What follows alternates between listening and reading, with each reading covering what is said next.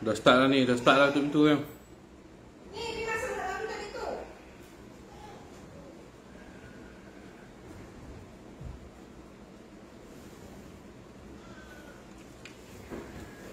Bismillahirrahmanirrahim. Assalamualaikum warahmatullahi wabarakatuh. Alhamdulillahirabbil alamin wassalatu wassalamu ala asyrafil anbiya'i wal mursalin wa ala alihi wa sahbihi ajma'in. Tutup pintu tak? Tutup pintu tu. Pintu bilik tu.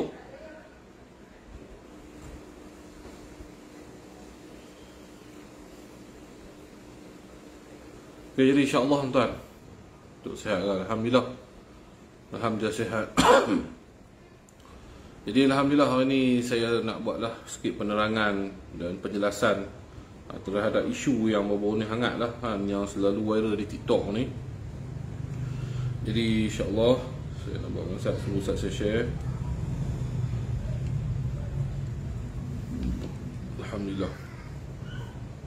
Alhamdulillah ni tongkat ni diberi oleh Alhamdulillah lah, apa yang terjadi tu ada hikmah dia. Tongkat ni diberi oleh Ustaz Muhaizat lah. Tongkat yang istimewa. Okey, yang dihadiahkan kepada saya. Alhamdulillah lah, saya syukur sangat, amat bersyukur. Jadi Alhamdulillah hari ni tuan-tuan terus share dulu. Sebab apa saya tak mau nak cakap banyak-banyak, nak ulang-ulang kali. Saya nak cakap hanya sekali insyaAllah. Sana.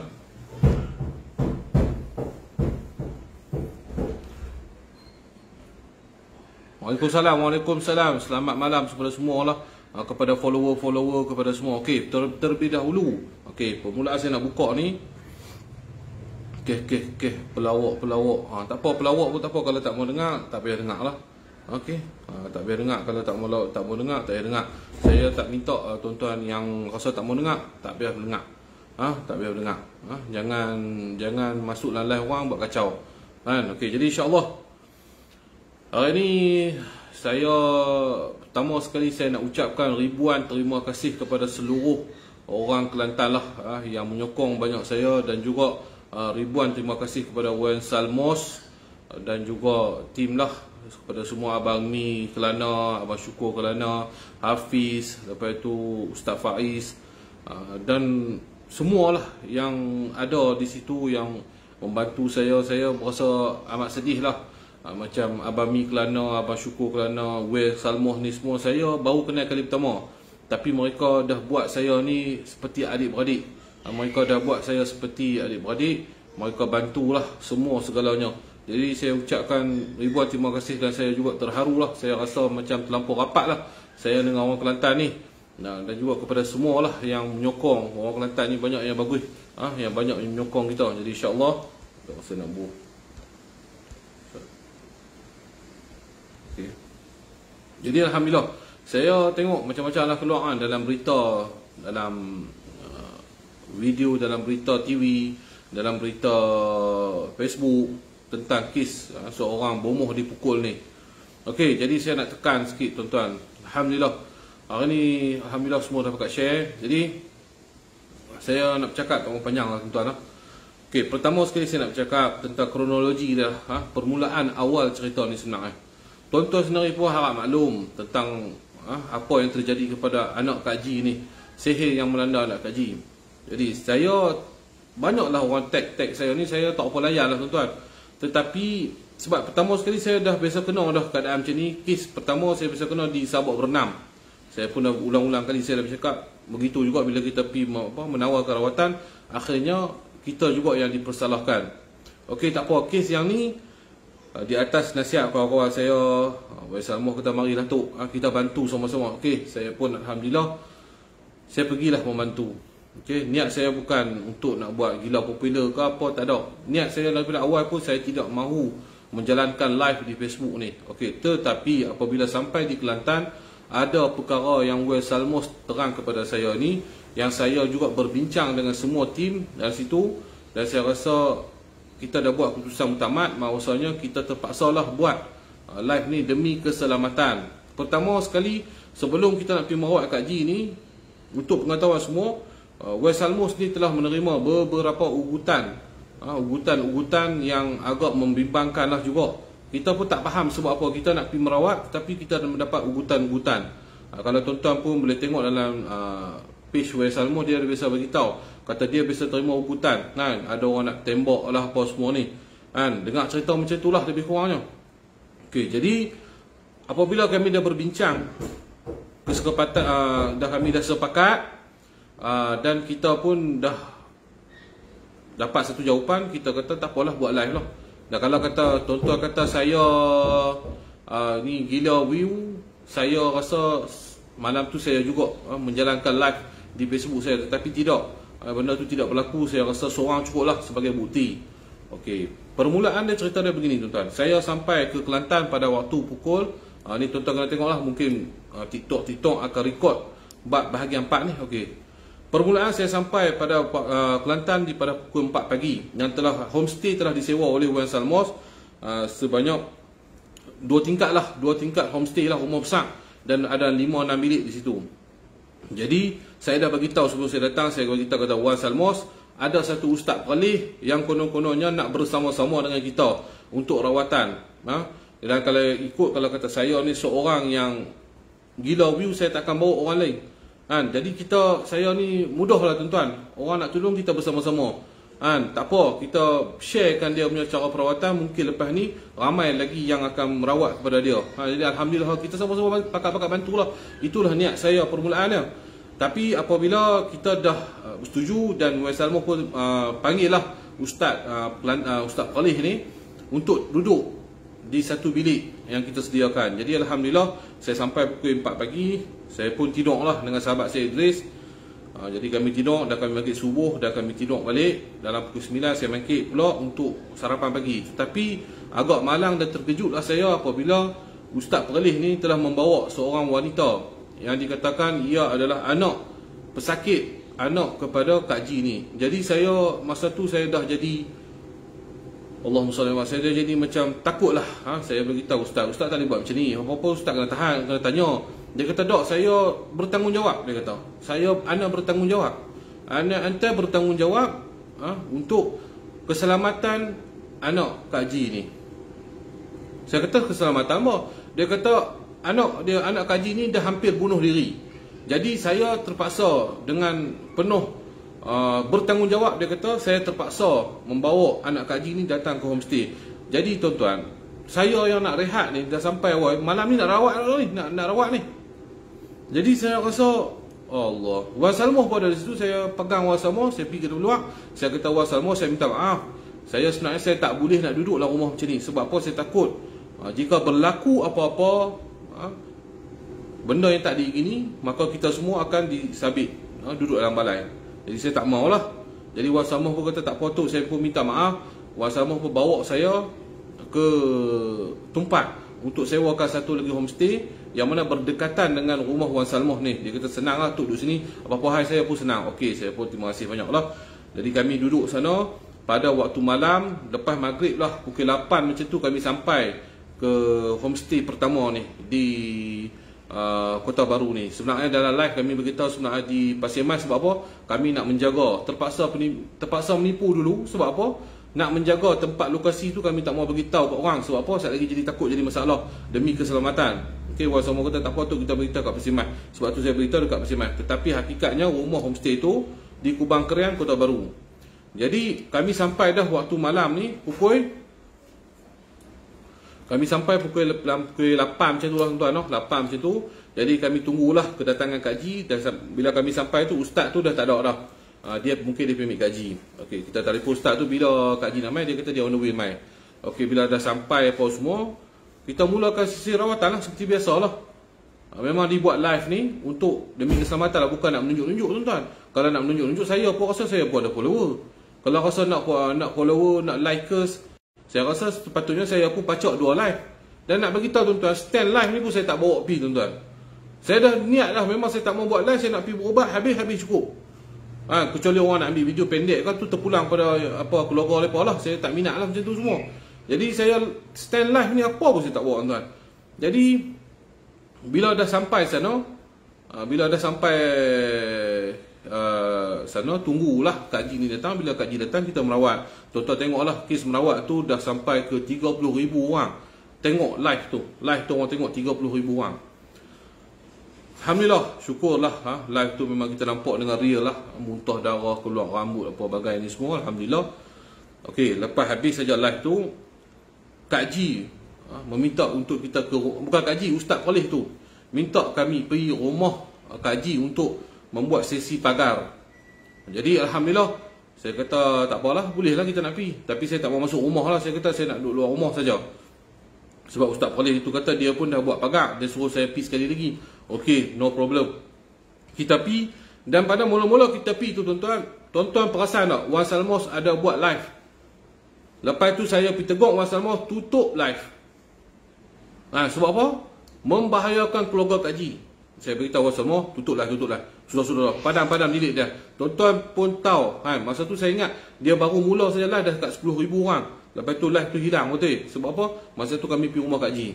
Dan saya minta Wan Salmos tutup. Dan beberapa sahabat saya pun kata larang tutup. Jangan buat live. Untuk kita masa kita pergi buat ni lah. Kita pergi pagar, sisi pagar tu. Jadi Alhamdulillah dah selesai pagar ni. Kami pun balik dulu. Tim kami balik dulu. Tim Ustaz Anak Antum ni tak balik lagi. Okey, kami balik dulu. Bila balik ni adalah sahabat-sahabat kita kemaslah rumah tu. Sebab kan kita menggunakan rawatan garam, lepas tu dengan apa, beras apa semua ni, apa dengan kunyit apa semua ni. Jadi berselerak lah, bertabung tu berselerak. Jadi mereka pun sapu apa semua. Tiba-tiba terjumpa di atas sofa satu beg berwarna coklat. Untuk pengetahuan tuan-tuan juga, tuk-tuk hijau ni semua dah pakat balik lah, baru dah start balik. Mereka pun nak balik pergi Terengganu. Yang tinggal saya, Wan Salmoh dengan Idris lah, dengan Ustaz lagi di rumah tu. Jadi kita nak clear ni, kami nak tidur lah. Ingat memang nak stay homestay tu lah. Tak apalah, Ustaz tu dia nak main, saya dia main lah. Jadi apabila kami duduk kemai-kemai, jumpa satu beg warna coklat ni, dan kita nak tahu lah siapa yang kot. Saya ingat apa ni, tuk hijau tertinggal ke apa ke. Kata buka lah tengok siapa dia punya IC, siapa dia. Bila buka-buka, pertama sekali yang kita nampak jarum, yang kedua kita nampak gambar yang dan ada jarum dalam tu lah yang dicucu. Kita rasa pelik ni, siapa punya kerja ni, apa benda ni. Tak apa, stop tepi dulu, tengok lah IC siapa. Tengok IC dia ni, budak ni adalah budak Ustaz Anak Antum tu. Aduh, Anak Antum tu kan, Ustaz Khalif tu lah. Saya nama dia sendiri pun saya tak kenal. Jadi kita telefon Ustaz Anak Antum ni, Ustaz ni Maisat ada masalah ni. Dan saya pun telefon Tok Hijau patah balik. Maisat Tok Hijau ada kes sikit saya nampak ni pelik lah. Okey, apabila Tok Hijau pun sampai, Tok Hijau pun yalah marah lah, semua orang marah. Saya sendiri marah malam tu. Jadi saya fikir tak apalah, kita jangan buat live lagi. Kita tunggu mereka main. Kalau saya nak buat live, saya buat awal lagi sebelum mereka sampai, kita dah boleh tekan. Tetapi bukan perangai saya macam tu. Bila sampai, kita bertanya dulu, Ustaz, terangkan ni siapa benda ni Ustaz. Saya cakap elok lagi tuan-tuan. Wallahi saya cakap elok lagi. Semua orang cakap elok lagi masa tu. Tolong terang Ustaz, ni siapa punya kerja ni. Ana bukan Ana punya. Ana bukan Ana punya.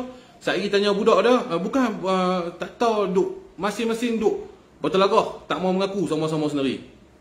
Yang budak ni pula nak macam nak lari lah, nak lari pergi duduk dekat pintu dah. Masa tu lah live on.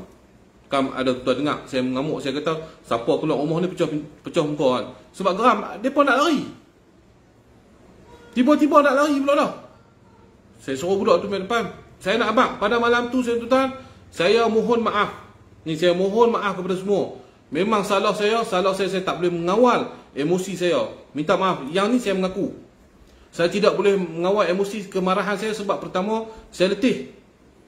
Yang kedua kita terkejut sebab apalah mereka sampai sanggup nak menyihir orang leleng ni. Ini yang menyebabkan saya hilang. Orang kata Allah, saya pun sedih lah tuan. Saya pun sedih dengan diri saya ni, dengan bodoh diri saya pada malam tu. Saya tak boleh nak kawal emosi. Ya, saya mengaku yang ni. Apabila tidak boleh mengawal emosi ni, dia jadi macam-macam. Okey. Bila malam tu bila dah buka live tu, saya terpaksa tanya lah, ni hang punya ke tak? Barulah dia doa ana saya jerkah dia, baru dia kata dia punya. Mula tu tuan-tuan tengok dia tak mengaku weh. Dia tunjuk budak dia. Budak dia saya jerkah dia, baru budak dia cerita dia lah buat kerja. Jadi dalam live tu kita beritahu hang buat ataupun tak buat. Dia kata dia buat. Hang salah ataupun tak salah. Dia kata salah. Itu yang saya nak dengar. Kalau dia kata Ustaz, anda tak buat. Kan? Kalau kami marah dia, memang kami bodoh lah. Dah orang tak mengaku dia buat apa kami nak marah dia? Kalau kami kata benda ni salah ataupun tidak, kalau dia kata tak salah, kalau kami pergi marah juga, maknanya bukan dia buat lah. Tuan-tuan, dia berkaitan. Bila orang dalam keadaan ketakutan ni, dia buat salah, dia akan mengaku memang. Jadi apabila dah settle semua, taulah hang buat rapper, buat live nak glamour, back lah korang, back tak payah layan lah fake account ni semua kan, back lah kat depa. Back depa nak kata glamour ke tak apa, depa dengki, depa tak glamour back depa kan. Tapi kita doa kat depa supaya satu hari depa glamour juga. Okey. Jadi apabila dah jadi kes macam ni, lepas tuan-tuan tengok live tu, lepas dia dah mengaku apa semua, tuan-tuan nampak tak saya pergi duduk dengan sofa dengan ustaz tu. Saya nasihat lagi tu. Memanglah masa tu nak penampak lah, nak apa lah, tengah marah, gempak lah tuan. Kalau saya tahu lah benda ni, saya bubuh penampak dalam live dah tuan. Sebab mudah kerja polis. Kerja mudah, bagi kerja polis mudah, supaya siapa yang pukul dia ni nampak ada bukti, ada live, terus boleh dakwa terus. Tapi kita tak buat tu sampai kawan saya sampai bersilat lah. Deris tu sampai bersilat, tahan kemarahan dia tu. Memang semua orang penat tu tuan-tuan. Dalam keadaan semua tu penat.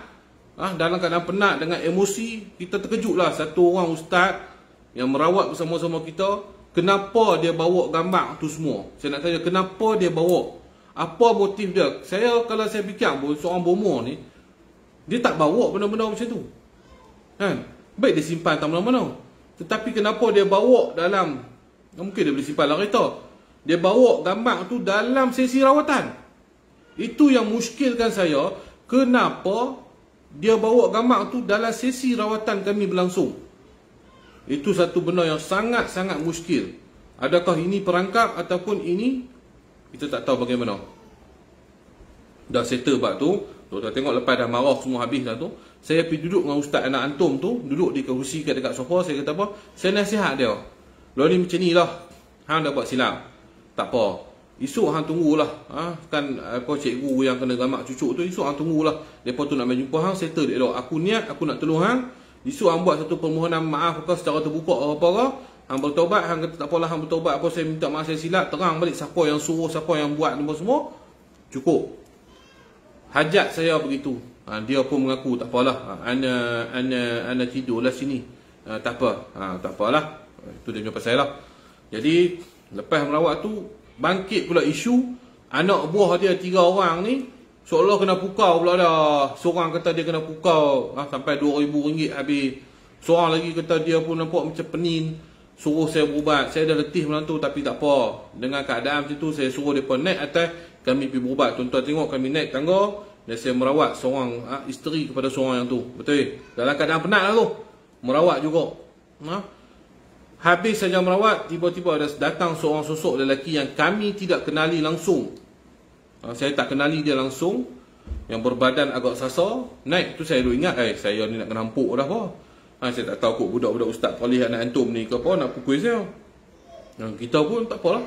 Dia main cakap saya, "Tok, saya nak tanya Tok, mana ustaz tadi tu Tok?" Saya kata, "Pasal apa?" "Okey, untuk pengetahuan Tok, gambar antara satu gambar yang banyak-banyak tu, antara satu tu adalah isteri saya. Dia tunjuklah gambar bini dia tu." Okey, saya kata ustaz ni di bawah. Ustaz ni di bawah. Saya tak mau campur lah haiwan tu kan. Kalau kita jadi suami, kita di tempat dia tu, kita takkan kita nak campur banyak-banyak. Tu hang punya pasal lah, hang jawab sendiri lah. Pilah dia di bawah tu. Lepas tu live pun ditutup. Kami sat duduk di atas tu, duduk bersih-bersih, tapi tengok lama dengar pun bunyi pelik-pelik. Kami turun. Sampai saja saya turun ni, saya bagi statement ni macam saya bagi statement di balai. Kita nampaklah pergelutan antara berdua ni. Jadi kita sabarlah antara ni, saya pegang dia. Sudahlah saya kata, jangan buat kerja macam ni. Habis saya suruh dia balik. Dah habislah kes tu, ustaz tu pun boleh lena. Memanglah muka dia berlebam lah sikit. Takkanlah kena pukul tak lebam. Muka dia tu berdenyut lah sikit nampak. Biar pi lah kat dia, dia berdenyut, dia punya pasal lah tu dia buat silap. Kita tak boleh campur. Pagi tu kita beli nasi. Beli nasi rabu ke apa, nasi apa yang macam kami makan lah. Bagi dia makan. Tapi dia tak mau makan, dia minum ayak. Dia kata dia minum ayak. Mai dah sampai keluarga Kak Ji ni, saya keluar. Saya tak mau duduk biar apa settle sendiri lah macam mana pun. Kalau saya gila live, Sekarang saya gila lah, saya dah buat video, saya terus buat live dah. Buat kalang kabut. Tak, saya tak buat. Wan Salmah pun dia pergi buat luar kan. Kita tak mau campur perbincangan mereka atau dalam tu. Baik, hampa settle lah. Tetapi agak malangnya ustaz ni dia nak pusing-pusing lagi. Antum, takut-takutan. Saya pun kata lo ni macam ni lah. Saya kata kat cikgu, orang macam ni dia takkan mengaku lah. Dia mengaku dah silap, tapi dia nak pusing lagi. Saya kata lebih baik kita panggil polis lah mai. Kita panggil polis lah mai. Lepas tu polis pun mai datang, ambil lah ustaz ni dengan mata berdenyut kan. Keluarlah ikut kereta polis pergi ke balai. Dan budak tu yang kena scam lah, kena pukau lah, dia pun pergi buat report. Tapi polis tak terima lah pukau. Polis kata dia sebagai apa nama tak tahu. Report tu dia tulis dia dispsycho. Jadi habislah cerita pada malam tu. Dan ustaz tu konon-kononnya dia kena pukul teruk kan. Padahal dia kecil manis tuan-tuan. Dia sampai di balai, konon-konon pensan. Tak ada bagi statement, tak ada buat laporan, pensan konon lah. Pensan dia, polis pun bawa pergi hospital. Adalah sedikit kecederaan. Tuan-tuan tengok polis punya statement pun dah bawa keluar. Kecederaan ringan. Biasalah tu kena penambuh. Kalau kita tak tarik tuan-tuan malam tu, saya ingat teruk lagi tau. Ni, saya nak abang tuan, kalau kami tak tarik, saya Wan Salmah Idris tak tarik brother ni, teruk. Dan untuk pengetahuan tuan-tuan juga, brother ni bisa buat live dalam TikTok dan dia mengaku dia yang buat seorang semua. Tuan-tuan boleh tengok brother ni yang bernama Eric ni lah. Yang brother ni saya tak kenal, awalnya saya tak kenal, lepas tu saya kenal lah kan. Jadi dia dah mengaku semua kata dia buat. Dan keterangan di polis pun dia dah bagilah, memang dia buat seorang. Kami ni semua jadi tak tahulah ustaz mangkuk ni dia pergi buat report macam-macam. Lepas kata dia sihat tu, dia pergi buat report. Dia kata saya pukul, Wan Salmah pukul, Idris pukul. Mungkin dia malu lah. Lepas tu Eric pukul. Macam-macam lah tulis, semua benda tak betul ya. Tak bagi makan dia, tak bagi minum air. Lepas tu saya kurung lah. Kurung apa tuan-tuan? Tuan-tuan fikir secara logik, kalau saya kurung buat kurungan salah, adakah saya nak panggil polis main ambil dia? Adakah esok saya telefon polis main ambil saat ni orang saya kurung ni? Kebodohan saya ni. Saya nak beritahu tuan, apa kebodohnya saya ni. Saya nak telefon, tuan-tuan, main ambil saat ni, budak ni saya kurung lah ni. Baik, saya ingat polis sampai tu bukan Ustaz Anak Antum yang kena tangkap. Anak yang kena tangkap. Sebab Anak buat itu apa ini kurungan salah. Anak yang kena tangkap, bukan dia. Apa kebodoh yang bukan Anak. Ini semua mengarutnya Ustaz. No? Tak apalah. Biar kat dia. Dia buat report, dia punya pasal. Orang nak buat report ni, dia nak cerita dia kena rogol ke, dia nak kena bunuh ke, dia nak kena cabul ke, dia nak cerita dia kena pukul dengan apa ke, tu dia punya pasal lah. Polis dia terima report, tak tahu. Ya cik. Baik. Tetapi apabila dah jadi macam tu, kami juga dipanggil pihak polis lah. Bukan orang yang pergi Sabak pun kena. Ni satu rumah tu, Ustaz Faiz tu orang yang baik lah. Saya ingat waliullah lah. Orang yang cukup baik, tak bisa campur hai orang pun tercalik, kena panggil bagi statement. Bagi statement macam dia kena tahan lah, dan ditahan oleh pihak polis. Semua kena. Bukan saya, Wan Salmah ni semua yang kena. Semua orang kena dalam rumah tu. Dengan tok-tok hijau sekali kena. Ahmad Terengganu pun patah balik. Apa nak boleh buat? Perjuangan ni saya nak cerita pula ni. Tapi tak apalah, seronok. Walaupun duduk dalam pun, walaupun kita pergi kursus jati diri ni, walaupun saya telah menjalani kursus jati diri di Kelantan, saya duk ingat tuan-tuan, di Pulau Pinang saya, balai polis ni rumah kedua saya. Rupa-rupa di Kelantan pun rumah kedua saya balai polis. Tapi tak apalah, biarlah adat berjuang kan. Jadi benda ni masih dalam siasatan. Dalam siasatan, dan saya nak minta semua kepada netizen kan, daripada netizen semua, tak payah buat spekulasi kata saya pukul, Wan Salmah pukul, orang Idris pukul, orang nu pukul. Tak payah. Sebab polis memang dia kerja dia bahagian polis, dan dia telah membuat siasatan kepada kami. Kami telah memberi kerjasama dengan pihak polis. Kami tak lari pergi balai serah diri. Dah cerah, dah cerita A to Z semua. Semua orang dalam rumah tu pun cerita benda yang tu saja. Jangan pada nampak pun cerita yang sama. Yang tak nampak dia cerita dia tak nampak lah. Jadi biarlah pihak polis atongkan benda ni. Dan mungkin kalau benda ni dah panjang, dia akan dipertuduhkan di mahkamah. Biarlah kami menjawab di mahkamah. Andai kami salah, kami bayarlah denda dan kami terimalah segala hukuman. Jika kami tidak salah, ustaz ni standby lah pula. Saya juga akan membuat satu laporan mengatakan dia telah membuat satu laporan palsu, dan kami akan menyamanlah si ustaz antum ante perlih ni untuk dia berhadapan pula dengan kes mahkamah lagi. InsyaAllah. Sebab apa, memang saya pun agak marah. Dan saya nak beritahu tentang siap, malam tu saya tewas. Saya beritahu saya tewas dengan nafsu saya. Malam tu memang saya agak emosi, dan ramai kawan-kawan saya telefon yang nasihat saya. Saya terima semua nasihat. Saya salah malam tu sebab saya marah orang. Sebab apa? Saya tak malu nak mengaku salah saya, tuan-tuan. Sebab apa? Saya bukan manusia yang maksum. Biarlah saya tengok berbagai-bagai orang kata saya ni perawat Islam gangster. Saya minta maaf sekali, saya bukan perawat Islam.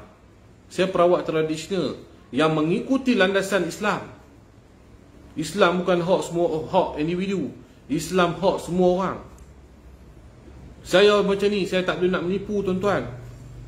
Saya nak Allahu sallallahu alaihi Assalamualaikum. Ana ante semua. Saya tak reti, tuan-tuan. Tak payah pusing lah. Tok, salah seorang dari apa ni?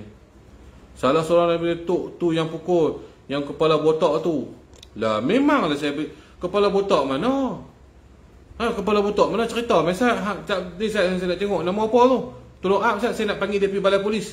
Sebab dia nampak ni kena bagi ambil statement ni. Saya nak telefon IO ni, ada seorang lagi terlepas ni, dia komen ni, panggil dia pergi Ustaz. Sebab dia ada nampak, dia ada komen dalam ni. Elok hang pun pergi balai lah, elok.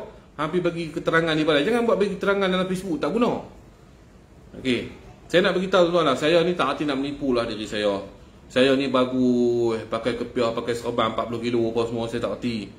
Saya macam ni lah lolak. Saya ni kadang-kadang macam tu lah. Orang ni dia ada lah watak tersendiri dia, tuan. Wan Salmoh ni, tuan-tuan tengok dia pun pening kepala. Sekali dia gelok, sekali dia buat yang tu, dia pakai rambut palsu, dia golek masuk dalam parit. Tu semua kerja dia. Tuan-tuan jangan keliru. Itu kerja Wan Salmoh. Dia pergi cari lokan, dia pergi cari ikan, dia terjun dalam parit, dia menyanyi dalam parit. Itu kerja Wan Salmoh, bukan kerja saya. Dia main lagu tu, tuan-tuan. Saya nak kata apa? Cara saya, tuan-tuan, saya ni kadang-kadang pergi buat report kes ni. Kita berjuang di jalan Allah, mungkin cengih sikit, garang sikit. Itu cara saya. Saya nak ikut cara siapa? Jadi saya tak tipu orang, tuan. Saya tak berlaku lembut. Saya tak, Allahumma salli ala sayyidina. Ya tuan-tuan. Ya Allah. Saya tak buat macam tu, tuan. Sebab apa, tuan? Yang duk buat macam tu, banyak kes tikam belakang, banyak kes apa ni? Sontot apa orang panggil? Cabul, lepas tu balas belakang, kan? Banyak geng-geng ustaz macam tu. Pakai kepiah suruh balik mana? Allahumma salli selamat. Lepas tu cabul, dengar kena kes cabul. Lepas tu kes rogol. Lepas tu kes liwat. Saya bukan macam tu. Biarlah cara saya macam ni, tuan-tuan. Hampa nak kata aku perawat gangster ke, perawat monster ke, perawat monster ke, apa kata apilah, aku terima ya. Memang diri aku macam tu. Sayyidina Umar, tuan-tuan, dia punya watak dia macam mana, tuan? Adakah Sayyidina Umar sama seperti mana Sayyidina Abu Bakar, Sayyidina Ali? Tidak. Watak para sahabat sendiri tidak sama. Sebab apa, tuan? Watak Sayyidina Umar adalah seorang yang tegas, seorang yang berani, yang bertegas. Dan hatta Nabi dalam hadis banyak cerita tentang Sayyidina Umar ni, apabila isteri-isteri Nabi mengangkat suara di depan Nabi, tiba-tiba dengar Sayyidina Umar bagi Assalamualaikum masuk rumah ya, bini semua sengap. Sampai Nabi tertawa. Sebab apa?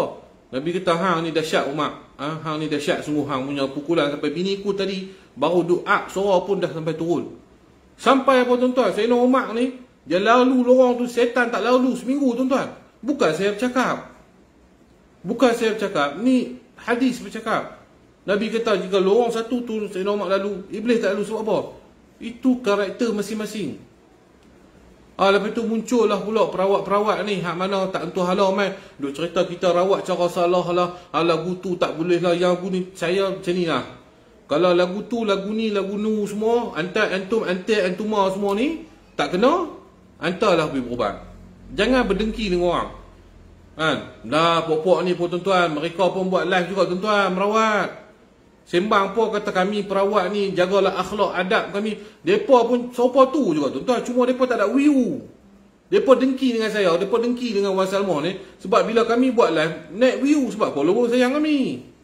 Depa buat live 2 orang, 3 orang, 4 orang, habis kuat 5 orang, 6 orang.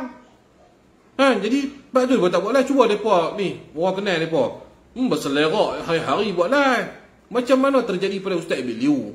Ustaz Abid Liu pergi bagi bantuan. Oh, ramai orang share live, tekan share, like berpuluh-puluh ribu, juta-juta. Puak-puak lain ni marah lah. Apalah Ustaz Abid Liu ni pergi bagi bantuan, menunjuk lah. Depa pun bagi tunjuk juga, tapi 3 orang like, 4 orang like. Itu sakit hati tu. Suka sakit hati orang. Saya pun tak faham lah kadang-kadang ni dengan orang manusia ni, kita tak faham. Sifat hasad dengki cukup banyak. Cerita ustaz, cerita pakai kepiah kan, akhlak baik, tapi buat busuk. Lepas tu buat live, hantam. Kita tengok baru-baru ni terjadinya perawat di Kelantan ni adalah tidak mengikuti landasan undang-undang, tidak mengikuti akhlak cara perawat Islam. Ni hang nak merawat jin tau, hang nak melawan dengan jin. Hang duk lembut semacam ini semua bukan nak pergi tangkap pondan. Nak melawan dengan jin ni dia kena cengih sikit, tegas sikit. Sebab apa kita perlu tegas dalam merawat ni tuan-tuan? Kita tidak memberi muka kepada jin-jin setan ni semua. Dan kita tidak layan pesakit-pesakit ni. Pesakit ni dia macam-macam cerita. Tu saya ni tu, orang ni buat saya ni. Mai kat aku siap mah. Hang duk cerita siapa buat, aku halau balik. Tak ada, siapa buat semua tak ada mai tang ni. Kita merawat, yang buat Allah Taala ada punya kerja, hang berdoa saja. Itu saya beritahu. Saya mudah lah. Nak merawat bukan nak cerita masalah peribadi tu, daripada apa zaman Tok Nadok sampai zaman ni saya tak mendengar semua tu. Kisah tu cerita adik-beradik sendirilah. Ni cerita nu siapa buat, ni buat. Kita tanya, Tok boleh tak buat balik Tok? Saya ni geram lama ni. Tu pula tu. Itu sebab tu saya beritahu, perawat ni tidak boleh mendengar masalah pesakit terlampau banyak. Kita perawat hanyalah merawat. Jangan ambil masalah pesakit ni bubuh dalam kepala otak, nak fikir nak selesai macam mana, dan jangan ambil tahu siapa yang buat.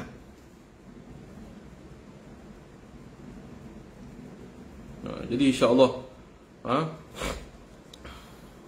dia ni tuan-tuan, siapa dia ni? Khairul Fahzi. Saya nak screenshot maafkan saya Tok, sebelum saya sangka again Tok pukul bomah, maaf ya. Okey, terima kasih Ustaz no. Okey, itu bukan dia.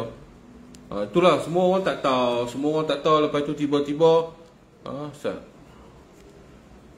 no. Yang ni saya nak, tak payah pusing lah Tok.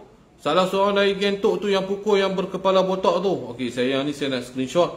Saya nak bawa pergi balai lah. Saya nak pergi kat balai kat polis.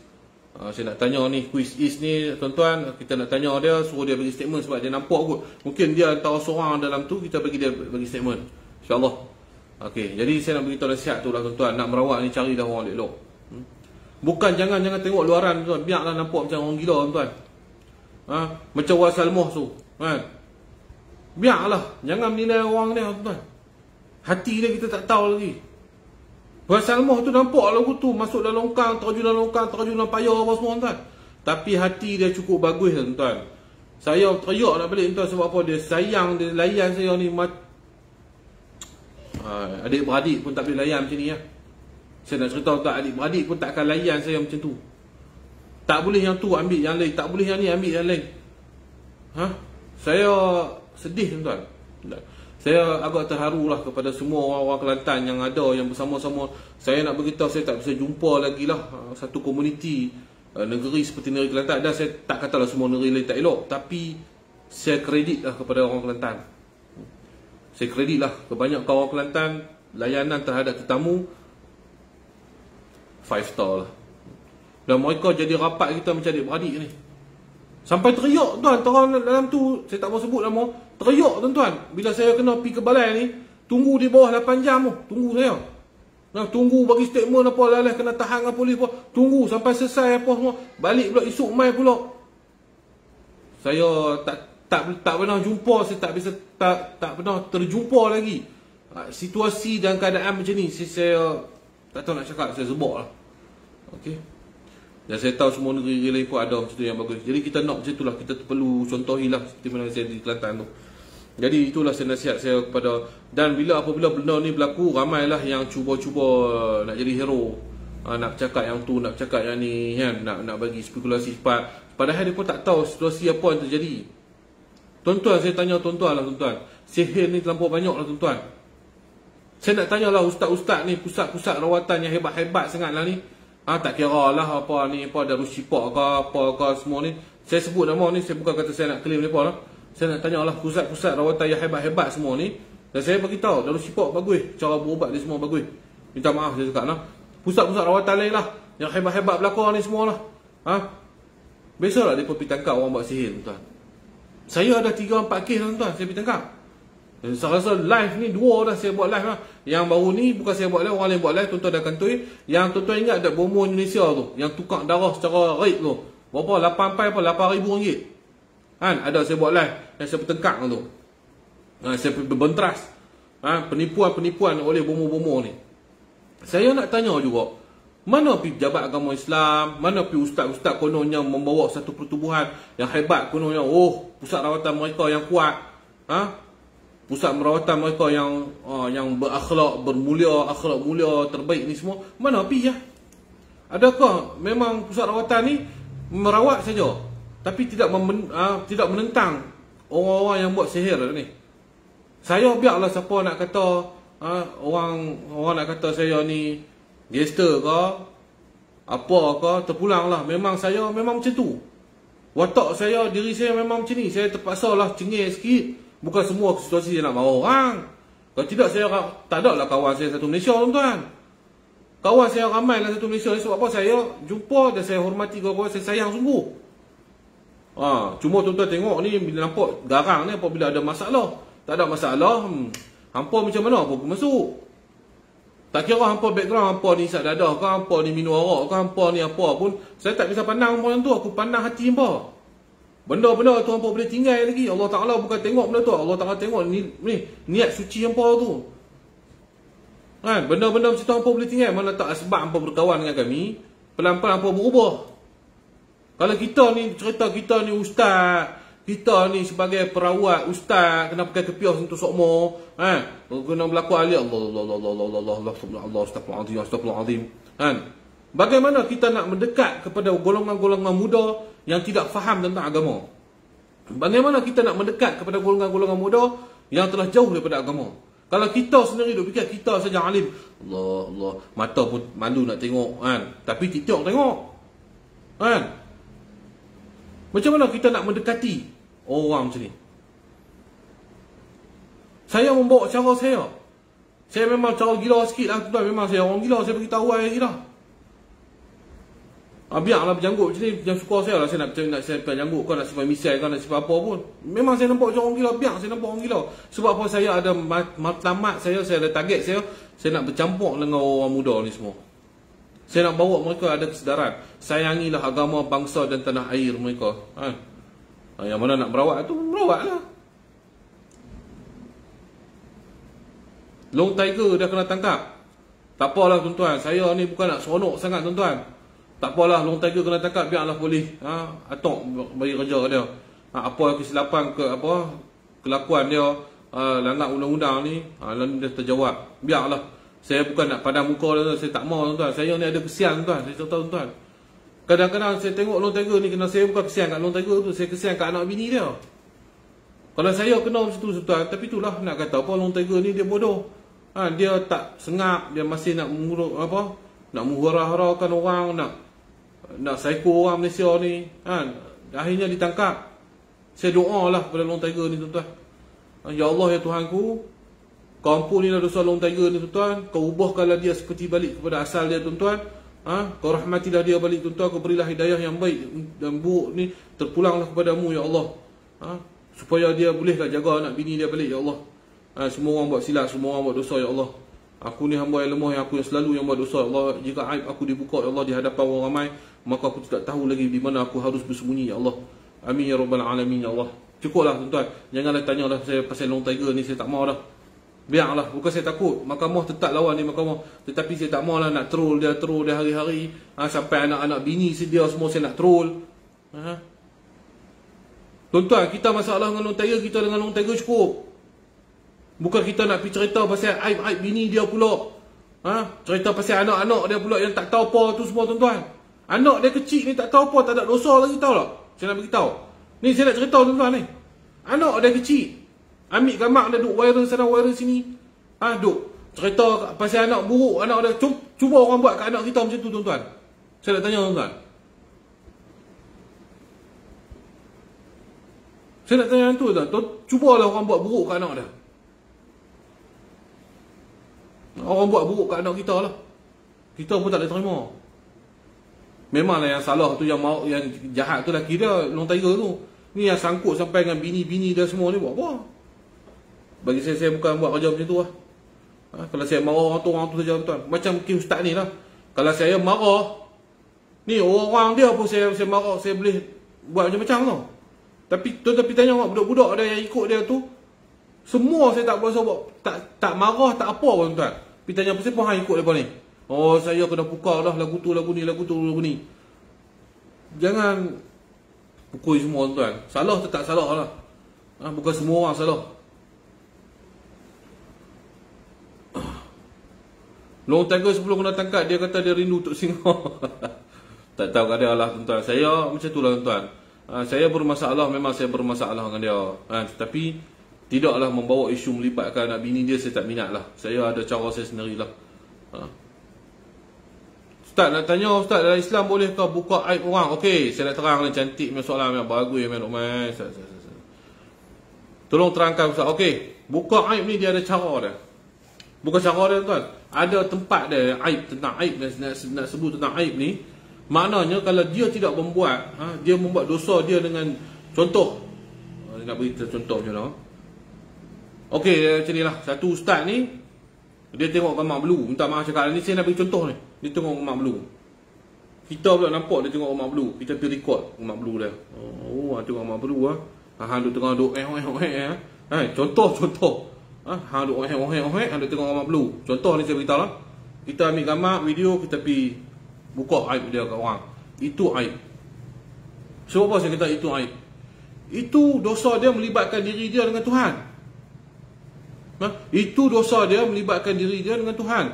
Dan dia buat pun dalam keadaan dia bersembunyi. Dia tak buat depan orang ramai. Dia buat di keadaan tempat dia bersembunyi. Maksudnya dia takutlah orang tahu. Berbeza pula orang ni yang menyihir orang, contoh menyihir orang, mencuri, membunuh. Memang kita tahu dia ni memang kaki curi. Adakah kita jangan pergi habaq ke orang? Adakah kita tengok kawan kita pergi, tengok jumpa dah brother ni kaki curi, kaki pau orang ni, kaki merompok ni. Takkan kita kata, jangan pergi habaq lah kat dia, sebab lagi aib dia tu. Kan? Biarlah dia nak kena rompok pun tak apalah.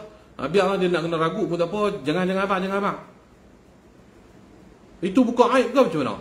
Saya nak tanya tuan. Sama juga seperti ustaz sihir ni. Kalau kita tak terang kat dia, bukan kita buka aib dia, cerita balik pasal bini dia semua, dah. Perbuatan dia salah tu saja. Moga-moga dia insaf lepas ni, tak jadilah sebagai pengajaran, satu pengajaran bagi dia, lepas ni dia tak buat lah sihir orang. Contohnya dia sihir orang. Jangan buka aib, jangan buka, biar dia sihir lagi ramai.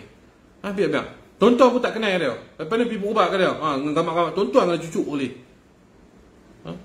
Dia ada banyak lah dalam ni dia ada banyak spek lah, tuan-tuan. Kita nak cerita, tuan-tuan, aib tak aib ni memanglah cerita ke orang buka aib tu memang kita nampak aib, tetapi kita kena fikir secara positif. Lepas ni mungkin dia insaf. Pertama. Dan yang kedua, lepas ni dia tak akan melakukan benda-benda macam tu. Dan yang ketiga, orang akan beringat orang macam ni jaga bahaya. Kalau dia insaf lah. Kalau orang percaya dia buat lah. Dia berubat lah. Benda yang berbahaya kepada orang lain. Dia menyihir ni, dia telah menyakiti umat Nabi Muhammad SAW.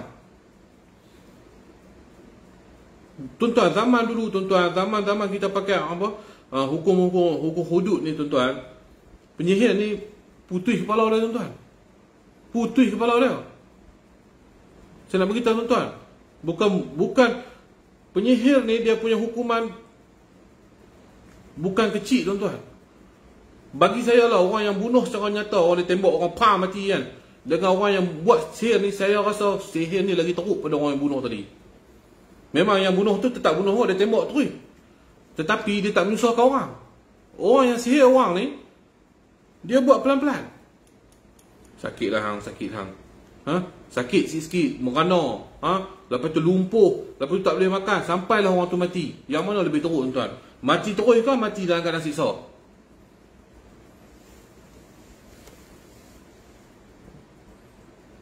Itulah saya nak beritahu tuan, no? Jadi kaedah aib ni dia banyak kaedah lah. Kalau dia tu kita tahu dah kaki apa, dia tu kaki mencabul orang, kaki meraba orang. Kita kena pesan lah kat orang budak-budak perempuan dan perempuan, jangan pergi situ dik. Budak tu dia suka raba orang tu, dia suka cabul orang, jangan pergi gotu pergi lain, jumpa dia lari. Kita terpaksa beritahu lah, terpaksa kita beritahu, polis. Mai Sat ni, ni ada orang ni suka mencuri, suka mencabul. Kita kena beritahu. Adakah kita pergi beritahu polis ke ada satu aib? Contohlah menteri-menteri yang mana rasuah. Bila buka cerita daripada rasuah, dia kata kita buka aib lah. Contoh saya beritahu. Kenapa nak kata aib? Dia dah mencuri duit rakyat banyak mana? Dia dah selewen duit rakyat banyak mana tuan-tuan? Itu aib. Bagi siasat lah.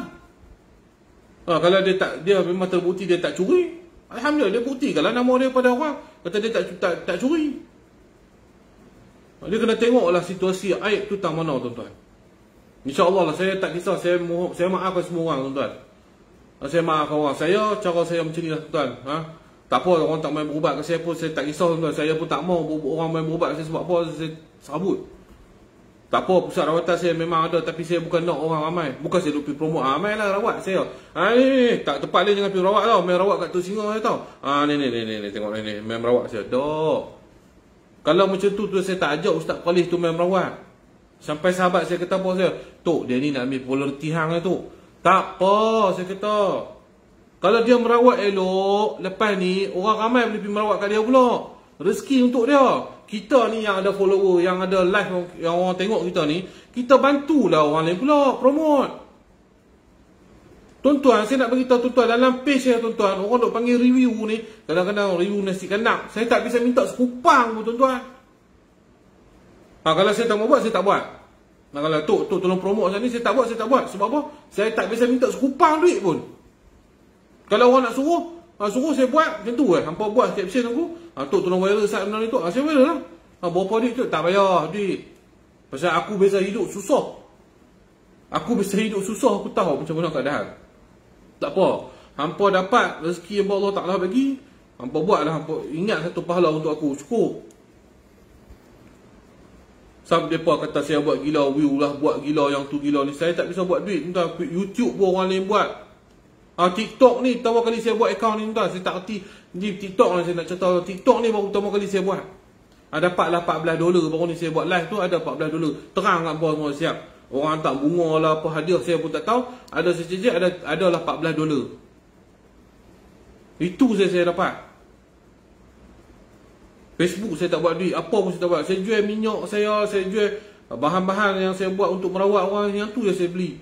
Minyak saya pun RM15 ya. Sampai orang marah saya, Tok, hang ni gila apa? Minyak kat pasar malam RM10. Hang pun macam-macam herba dalam tu. Hang ru'yah lagi minyak hang buat sini, hang jual RM15.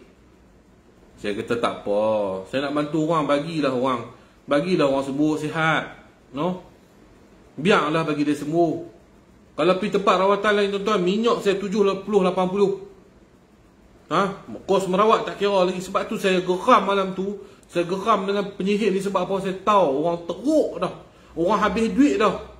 Arwah mak saya sendiri biasa kena sihir. Arwah mak saya sendiri biasa kena sihir. Dan saya tahu berapa banyak duit habis. Letih tuan-tuan. Sebab tu malam tu saya tak boleh nak kawal emosi. Saya mohon maaf malam tu saya memang stres. Saya biasa tengok tuan-tuan, orang pinjam alung nak berubat sihir. Satu ustaz biasa minta nak berubat 2,000 tuan-tuan. 2,000 tuan-tuan, 2,000 nak berawat. Dia tu buat main duit tak cukup 1,500 ustaz tu halau balik. Hampa tak suruh aku tak geram macam mana dengan penyihir ni? Saya nak tanya hampa tak suruh aku sayang kat, jangan buka aib penyihir ni macam mana? teruk tuan-tuan. Yang ambil kesempatan pula banyak. Nak merawat mai duit. Mai duit. Ni nak merawat sekali kos yang scan saja mau 200 300. Ada yang cakap tak apa, mai merawat tak apa, merawat percuma. Dia jual produk dia pula 300-400 kena beli. Tak apalah, ini zaman akhir zaman. Akhir zaman ni banyak fitnah yang akan berlaku. Saya terima dengan redha. Tuan-tuan. Banyak fitnah yang akan berlaku ni pada orang yang benar ni, tak apa, biarlah. Saya tak kata diri saya benar 100%. Saya pun ada buat silap. Kalau saya buat silap, tak apa, biarlah saya berjawab. Jadi saya tak biasa nak merogoh orang, saya tak biasa mencabul orang. Saya takut benda-benda macam tu. Nak menipu orang. Tak apalah, biarlah. Hari ni orang nak fitnah saya macam-macam. Orang nak kata, tak apa, Allah Ta'ala ada. Walaupun Metro walaupun Awani dia buat keluar cerita macam tu, tapi tu tak tengok Allah Ta'ala nak tunjuk. Komen semua tu positif saya, tuan-tuan. Itu yang maknanya kita buat kerja lillahi ta'ala, tuan-tuan. Biarlah apa yang jadi pun, tuan-tuan, insya-Allah. Saya pun sayang pada follower saya sayang semua follower saya. Kalau andai kata tak PKP ni, saya nak berjumpa dengan semua orang yang duk like, yang duk share dengan saya ni semua pasal ni. Saya nak berjumpa, saya nak wujudkan ukhuwah kasih sayang. Sebab itulah saya buat NGO Pejuang Nusantara ni, tuan-tuan, untuk saya mengumpulkan lebih ramai lagi antara kita di bawah satu NGO yang mana saya mengetuai NGO ni. Saya nak berhubung dengan semua orang ni, nak berukhuwah dengan semua orang yang mana duk sayang saya ni. Sebab saya sayang kamu semua juga. Saya agak sedih bila saya terlantar. Ramai sangat makan ni cerita lah, tuan-tuan. Sampai pecah perut lah cerita. Sagi orang ni hantar, sagi orang ni hantar, sagi orang ni sampai tak nak makan lah, tuan-tuan. InsyaAllah, tak apa. Orang yang kecam ni saya syukur juga. Sebab apa saya kata saya syukur, tuan-tuan? Orang yang kecam ni pahala free untuk saya. Pahala free untuk saya. Mungkinlah ini akaun akhirat nanti. Orang fitnah dapat, orang fitnah saya dapat. Alhamdulillah, syukur, jazakallahu khair.